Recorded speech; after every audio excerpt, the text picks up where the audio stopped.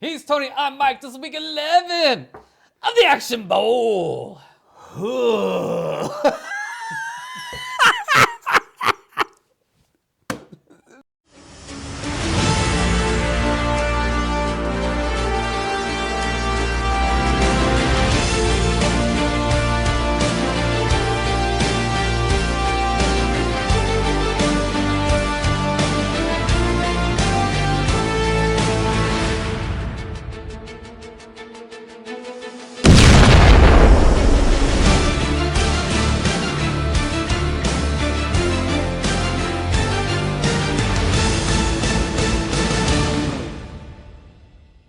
So week 11 of the Action Bowl has Samuel Jackson going up against Keanu Reeves.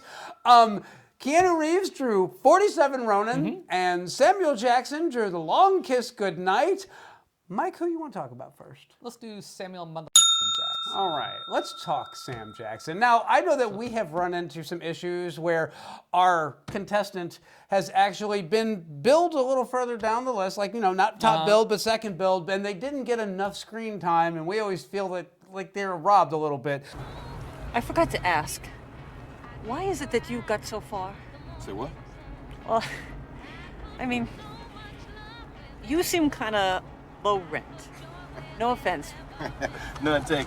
This is not the case in The Long Kiss Goodnight. Samuel Jackson is very present in this film. He is, but it's no different than his previous entry with Die Hard. Yeah, with Die Hard with a Vengeance. He's the supporting guy. He's top. You know, he's built up high, but he's the support. Absolutely, absolutely. But you know, let's get into the plot of this one. So Gina Davis, you think is your typical suburban housewife, School teacher. Got a job I love. Been seeing someone. Nice guy. Good sense of humor. Still, whatever.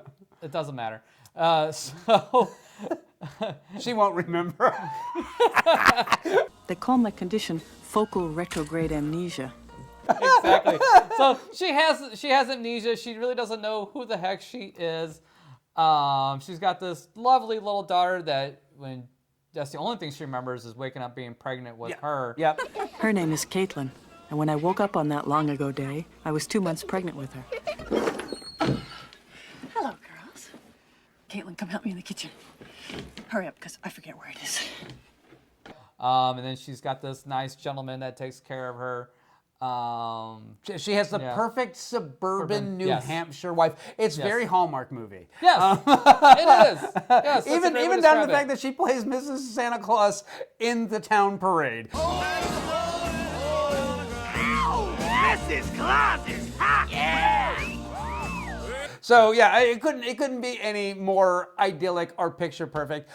She has been hiring private eyes to try and uncover anything about herself that she can, and she was getting the really expensive ones, but now she doesn't have that kind of money, so now she's hiring the cheap ones, and then Samuel Jackson happens to actually happen upon a clue. Remember the landlady I told you about?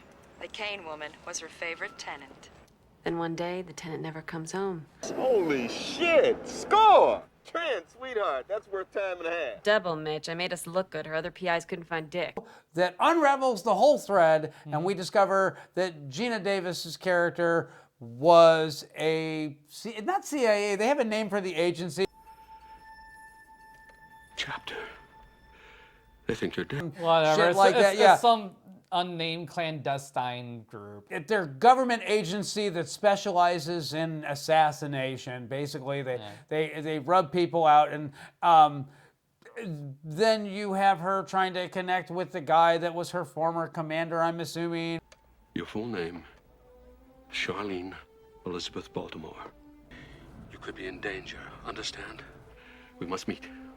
We must meet straight away. Where are you now? And then she finds out that like the guy, the dad from Contact, she was supposed to whack him. He's not her former lover, he's a target. Target, yes. That's why she knows personal things about him. She studied the bastard to assassinate him. It didn't turn out that way, but they wind up in this ranch, and all hell breaks loose, and then it just kind of turns into a big sloppy mess of this and that, and then Gina Davis has to muster up all of her forgotten skills and her bad dye job and haircut and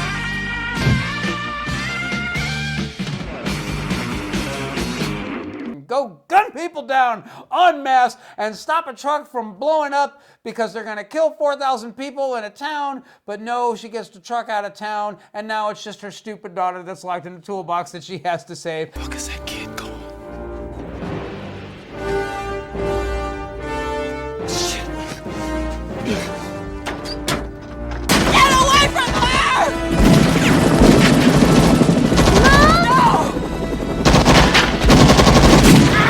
And then they blow up the bridge and everybody lives. Yeah. Yay! This movie goes on way too long. Yes. Really, that's the biggest sin in this movie. It goes on way too long. There's way too many side quests and things that are happening. There's some convoluted stuff that happens in there. Yeah, if you shave 30 minutes off this movie, it'd be a much better movie. You're not wrong. This movie was written by Shane Black. It was. And Shane Black is very hit and miss. This is one of the few that actually kind of rides down the middle for me in terms of story. I don't think it was Shane Black's script that was the issue. I think it was Remy Harland, who was Gina Davis's husband at the time, who tried to turn this comedic dramatic actress into a action star. And I thought she did fine. She did fine, but I'm going to say this. Here's my issue with this movie.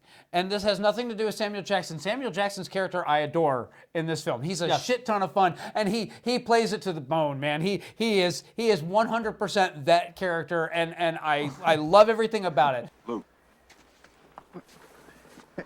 she's my only daughter, and I don't quite trust you yet.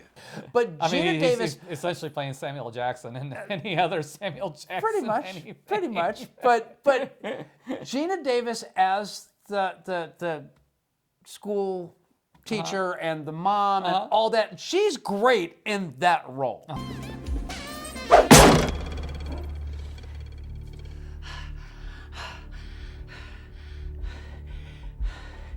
Chefs do that. The minute that she's supposed to be playing this big, hard drinking, hard smoking, hard ass. I come in for debriefing, bury the last 8 years, get back to work. Cheers.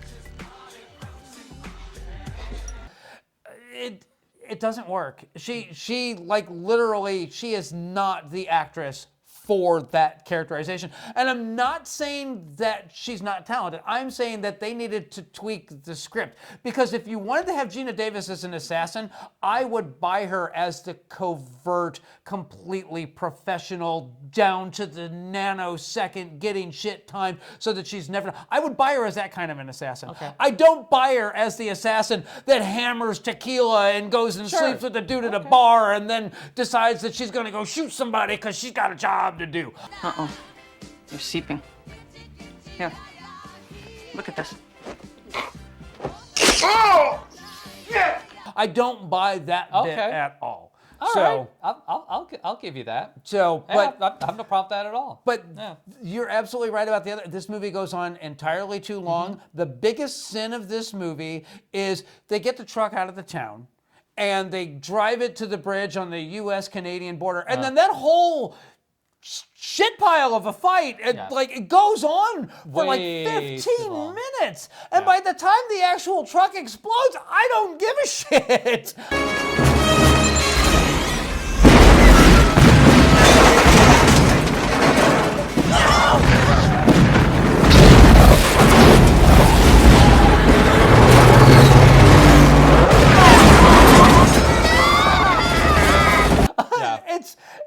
It was really... Yeah. It's too long, and yes, that last 15 minutes really kill a lot of the entertainment value of this movie. Yeah. Yes. Yeah, absolutely. Absolutely. It way outstays its welcome on this one. There is good stuff in here, though. There is some great action sequences in here. The sequence where they strap her up to the water wheel and they roll her into the cold water, and she sees like the guy that she had just been in contact with, who let her know who she actually was, and he's dead under the water.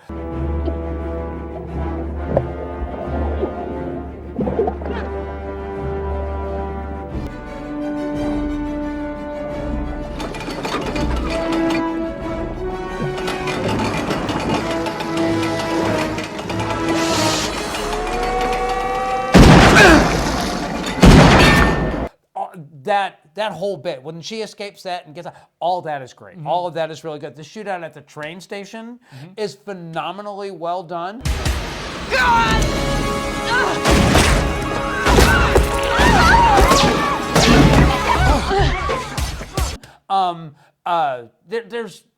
There's loads of stuff to like in here. This movie suffered from needing a stronger director and a editor. Yes. That would go in and just trim the fat on this one. If you cut this down to a trim 145, you could have had an epic action film on your hands here. But Yeah, there's a good film here. Like you would say, there's the makings of a good film. Yeah. It's absolutely there.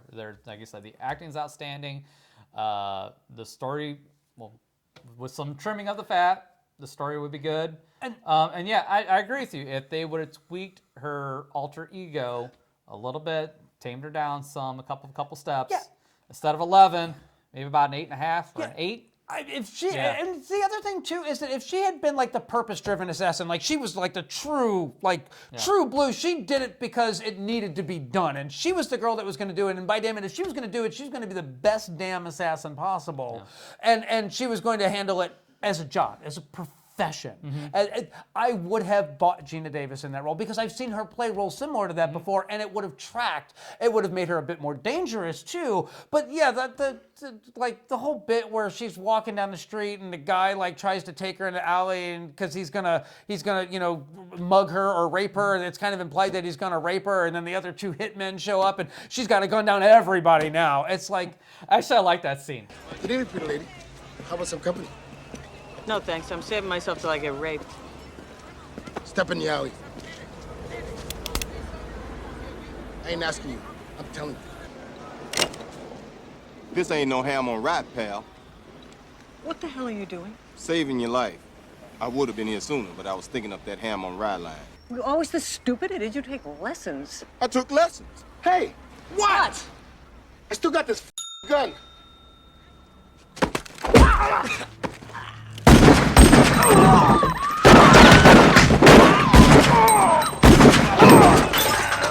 Actually, I like that scene. I actually enjoyed that. But I do agree with you, like the juxtaposition between the housewife and then the assassination is just a bridge too far. Yeah. If they had lined up a little bit more, it would have made more sense, and her performance would have been better. But yeah.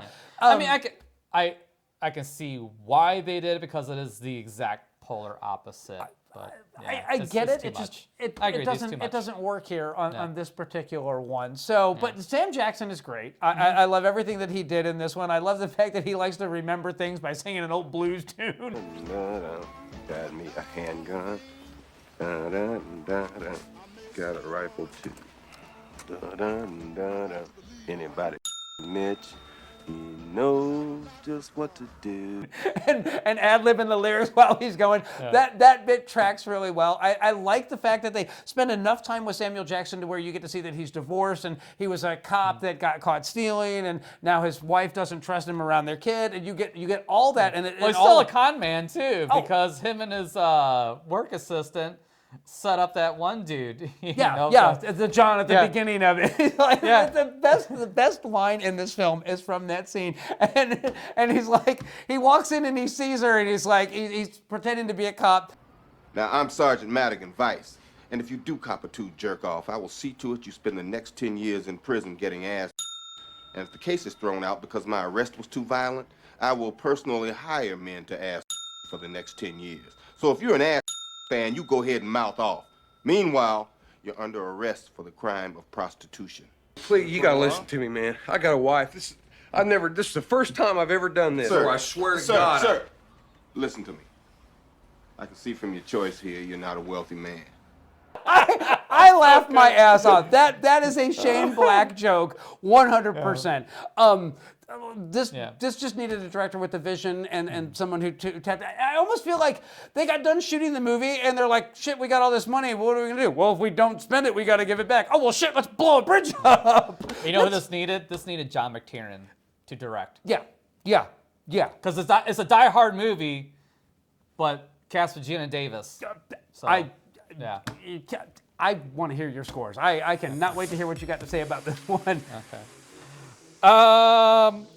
it's very average. Is about the best way I can describe this movie. The plot's a 5. It has some good stuff going with it, but it is a little convoluted in places, and there's some unnecessary stuff in here. Yeah. Style's a 5. The scenes that are great action until it goes too far and overstays its welcome, which sucks you out of it. Entertainment is a 5. It could have been more entertaining. Again, overstays its welcome, and yeah, it's just at the end of the day, it's just an average film. Yeah. At 15. Yeah, and action sequences walk that fine line. If you time it just right, it leaves an impact and it's memorable. If it goes on too long, it goes from being exciting to boring. Yeah, really exactly. fast. The minute Really you quick. cross that line, you know it. So my scores on this one, we're right in sync on this one. For the plot, I gave it a 5. It is a standard, fair amnesia, super secret agent. Yep. Yeah, I've seen it all before. Yep. No surprises here, except for this one's a woman. Style is a 4. It's good parts, bad parts. The good stuff is really good. The bad stuff that's really bad is really bad. Yeah. And for the entertainment, it's a 4. Again, it suffers from the fact I literally wrote it right here at the bottom of my score sheet. Goes on way too long. So for me, my score on this one is a 13. So that's the Long Kiss Goodnight and Samuel Jackson. Coming up next, Keanu Reeves, 47 Ronin. Stay tuned. I kind of like that school teacher. When she comes back, you give me a call, all right?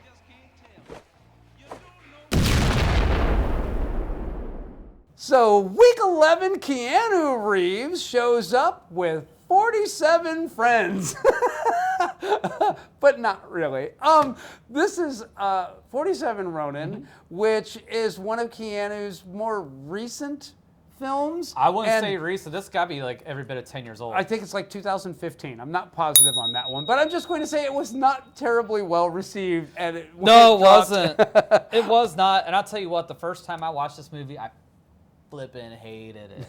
I hated it. So, I mean, let's go into the plot really quick. Well, the funny thing about this is going to sound an awful lot like the Mia Jovovich one, in that the 47 Ronin it's a true story. It's a historical thing that actually happened, where there was a lord who was killed by one of his rivals, and all of his samurai were turned into Ronin. Should a samurai ever lose or fail his master, he suffers the greatest shame in all Japanese society. He becomes a Ronin.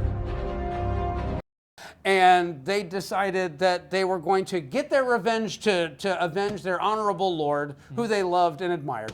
And in this particular instance, we've got a working Keanu Reeves.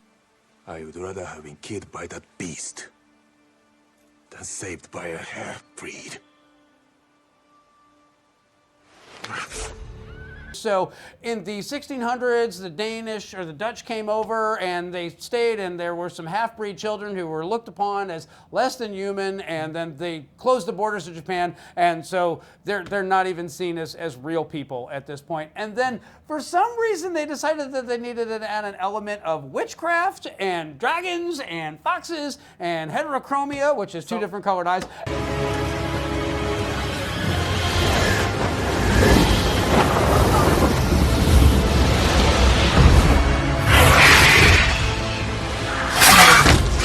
And it's... So here's the thing. This is just like Three Musketeers. Exactly.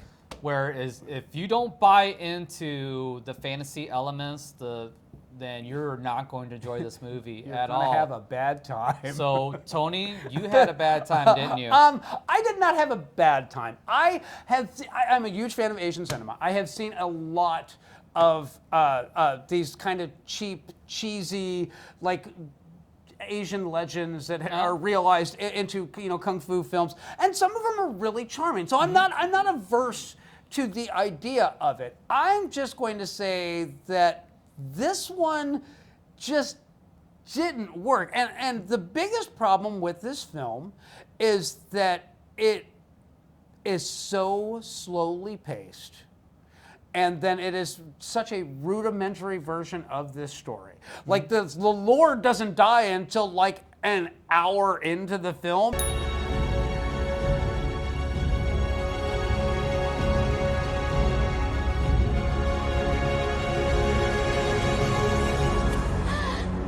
and then the 47 Ronin are Ronin for like 40 minutes. And so the point of the 47 Ronin, the tale is the fact that you don't need to build up all this other bullshit. You literally have the 47 Ronin who are loyal to this lord, and he's a good man, and he gets killed. And then it's what they do to plot their revenge. That's where the meat of the story is, and we get none of that here. Instead, we get Voldemort, who happens to be a wholesale sword salesman. We are in need of swords. Then take it. And Keanu Reeves just happens to know where they live, and he's got a coupon. But from what you're describing, though, if there's a lot of plotting and stuff like that, and it's not really much of an action movie. This is absolutely an action movie. There's plenty of action in here. Now, if it's your brand of action, it's going to vary tremendously. Yeah. If you're coming into this hoping for John Wick with a sword, it ain't that. No, no, it is not that. Now, when I said that I hate this movie the first time I watched it, is true, and I absolutely dreaded watching this thing again.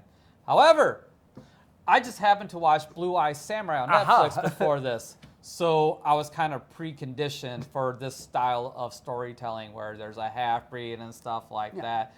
So I was willing to accept the fantasy elements, and Keanu Reeves being in this, his sheer existence in this film I was able to just kind of, wash away and just accept. They explained it well enough. It's good. So having said that, I was able to watch it for what it was. And is it a great movie? No, it's not a great movie. But I'll tell you what, I was actually fairly entertained to this thing.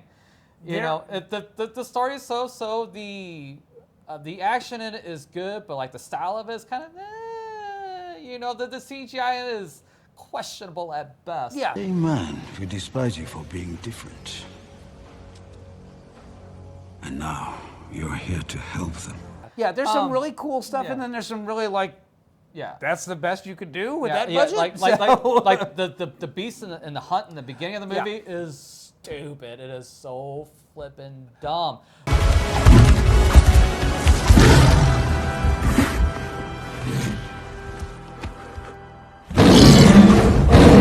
But I did like the witch character in there. She was plenty menacing, plenty evil, and stuff like that. And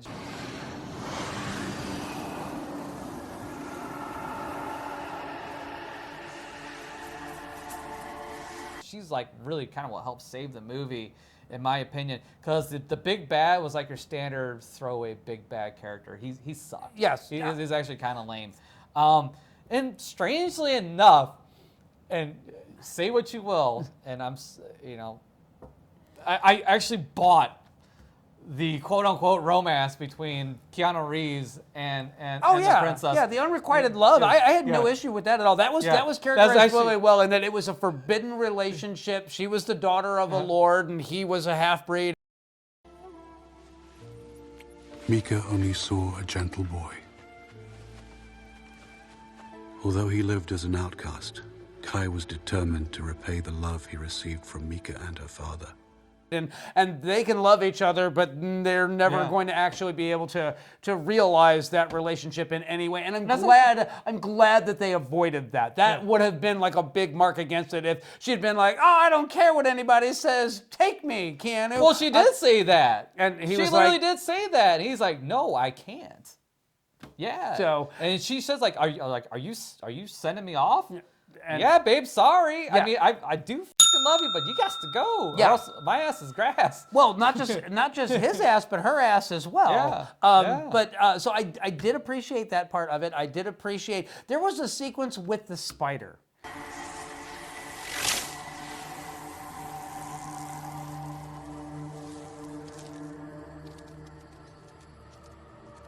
And I actually kind of really dug that. Now, it could have been done better. Yeah. But they get to cheat on the special effects on that one for the simple fact that it's supposed to be a magical spider, so it doesn't have to matte too well. They can make it white and a little bit glowy. Yeah. But the sequence where the spider goes, lands in his mouth, injects the venom in, and then he gets up and he's blind and he's kind of insane, and he attacks the other lord.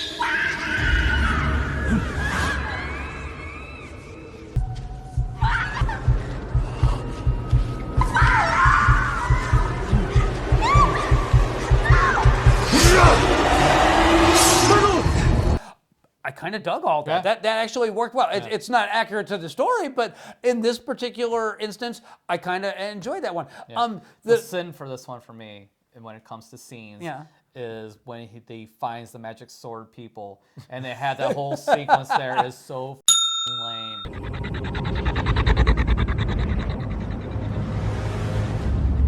No!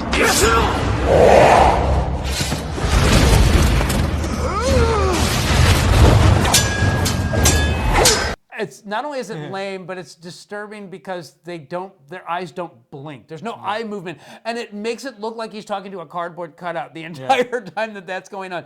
They would have been better off putting guys in makeup. Yeah. And for that sequence, I don't know why they did that CG. I don't know if it's supposed to be a specific type of Japanese specter or demon or whatnot, but I know that it was really, really goofy and dumb looking, and really completely unconvincing. The monster at the beginning was straight out of like Princess Mononoke, and it looked like it was animated by the same guy using the same paint. It was bad. Yeah, even though it's this fantasy, that was just a little bit too far in this. If they would have scaled, if nothing else, just scaled it down, because this thing was huge. Oh yeah. It's like 50, 20 feet tall or something absurd like that. It was bigger than a horse with a rider on it. Yeah. By several feet. Yeah, So it's absolutely. The action sequences in this, the sword fight between the when they're having the big shindig for the Shogun who showed up and they're doing a demonstration fight, and that fight sequence is great.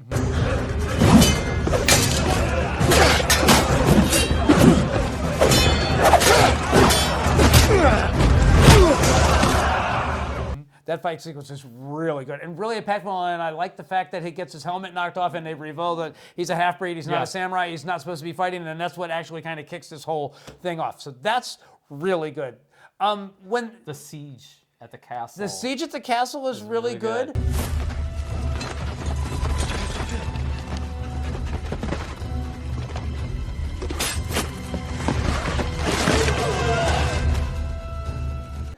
The one at the end where they come in to defeat the bad guy. That during the puppet show. Oh, that was so smartly done and executed and handled. I love that sequence. The sequence I didn't care for so much was when the Lord goes to get Keanu Reeves and he's basically making a living fighting, I don't know, ogres.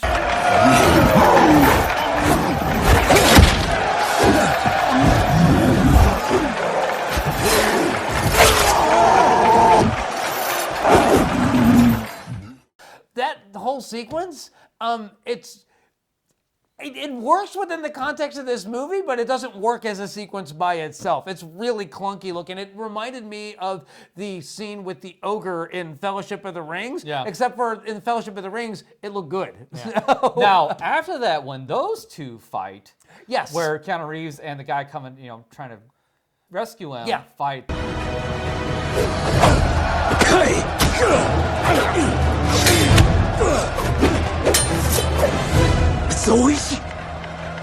Fight, that is fantastic. Yes, that fight is. And the escape sequence when they're both trying to get off the dock, all of that worked really, really well. I just wish that they could have just had Keanu Reeves fighting normal human opponents. They didn't need the giant ogre-looking guy, because it was goofy looking. This movie would have benefited from less ambition, I think. They could have kept all the magical elements of it and just stripped out these monsters that were just there for the sake of being there, when a human opponent or several human opponents would have been infinitely more entertaining and more interesting looking. Agreed, 100%. And it wouldn't have just yanked me out of the film every time. So you're right. This is a Sunday afternoon film. If you are hungover and you need to just put something on the TV, but you don't want to have to pay that much attention to it, this will fit the bill on that one. So this is going to be a close one, isn't it? Probably. But I very much enjoyed watching this film. So, well, let's hear them numbers. Okay. So, the plot is a little silly. I'll admit that. So, it's serviceable enough. So it's a 5. The style is a 6. Once you get past the fact that this is kind of a fantasy film and it's just above average enough in its action sequences and stuff like that. While there's plenty of failings that we talked about, the highs are high enough to bring it above average. So it's a 6 for me. And the entertainment, I was shockingly entertained by this. Like, I was actually glued from beginning to end. Because even though while the story itself is not that great, the characters, I was so invested in the characters. Yeah. The acting in this is so good. Other than the big bad. That he just smirks every time he does something sinister. Yeah, other than the paper thin bad guy, everybody else I bought and believed in and was invested in this character. I would have liked to have seen more from the female witch. She was truly menacing. It was good. So 7.5 for a total of 18.5. All right, fair enough. We're not too far off, but we're a little far off. But then again, it's not like I loved either of these films. So the plot, I gave it a 3. And the reason I gave it a 3, it's not that this is a bad story. It is that I'm familiar with the real story, and this is just kind of like, where the hell did all that come from? So I gave it a 3. It's not that it's unwatchable. It's not that it's bad characterization. It's just off. It's just, like I said, knowing the real story, this just didn't sit right with me for some reason. For the style, I gave it a 6. It's a good-looking film. All the sets, the costumes, the all that's great looking. It's just there's that questionable CGI that just drags it down again. And for the entertainment, I gave it a 5. It's a perfectly watchable film. So for me, my score on this one is a 14. So this is gonna be kind of close. It is going to be close. So coming up next, our results. Stay tuned.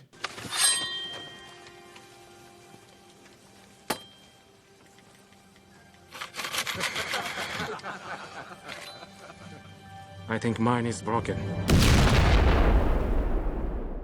So week 11 of the Action Bowl for Samuel Jackson, The Long Kiss Goodnight.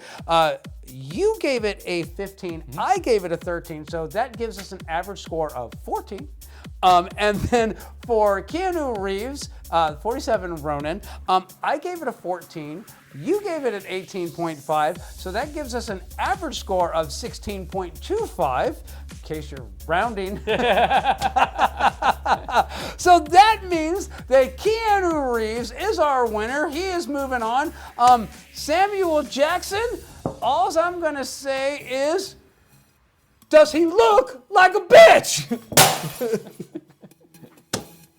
Nobody breaks like a bitch. You know, before we close this out, I mean, while the scores, you know, is kind of close but not super close. Yeah. I mean, if there was any changes to the Long Kiss Goodnight or the 47 Ronin, I mean, this could have been like really a nail biter squeaker. We may have. We're this close to having action rock, paper, scissors. Yeah. I was actually looking forward to action rock, paper, scissors for this season. But no, I mean, both of these films, there is a good movie in both of these. Yes. It's just not realized. They both have flaws that drag them down.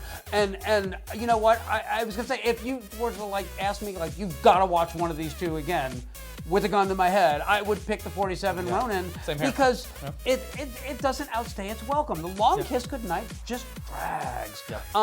So yeah, that's what we got for this one. So coming up next, our film selections for week 12. Stay tuned. Week 12 of the Action Bowl has Charlize Theron, one of the highest scorers of this season so far, going up against the inexplicable upset that Michael Dudikoff delivered to Tom Cruise. This could be more of the same. It could be another massive upset. It could be a colossal beatdown. I don't know how this one is going to go. So, Mike, who do you want to draw for? I'll draw for the dude.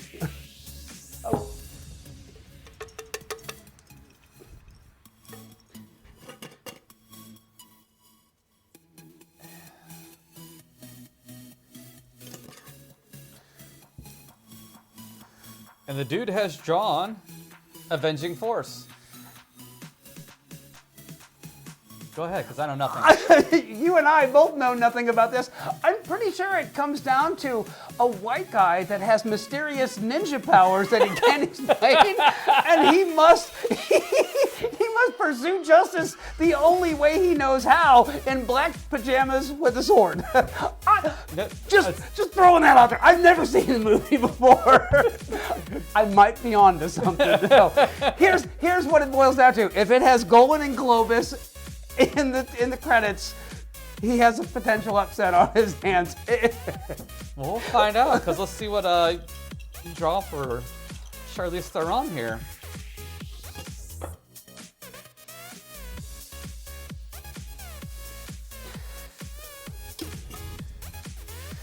Oh! Mad Max Fury Road. Go ahead. Well, because I know for you, this is going to be a savage beatdown. This, for me, yeah, I was going to say. You love Charlize Theron, number one. And number two, you love Mad Max Fury Road. I love Mad Max. I love The Road Warrior. I don't acknowledge the existence of Mad Max Beyond Thunderdome, but we did review it. Fury Road is actually, I think, one of the truly great action films of the last 10, 15 years. So I'm gonna give the dude his due. I'm gonna score fairly. I just don't see his luck holding out for round two of the Action Bowl. What about you? Well, lucky for you guys, there's checks and balances in this game, because while I enjoyed Fury Road, I didn't enjoy it to the extent that you did. I think it's a little long. I think it's a little bloated. But, you know, I haven't watched it since the time I watched it at your place. You know, what, how much, 5 years ago now? Probably, yeah, 4 or 5 years ago, yeah. So we'll see how it holds up. I mean, I won't know until I watch them. There you go. That's as honest as we can get. Stay tuned for all that. So that is the results for this week of the Action Bowl, Week 11. Keanu Reeves moves on. Samuel Jackson looked like a bitch. Join us next week when Charlize Theron goes head-to-head against the dude, Michael Dudikoff. Will it be another upset, or will it be a nail-biter, or will it be a shutdown? Tune in then.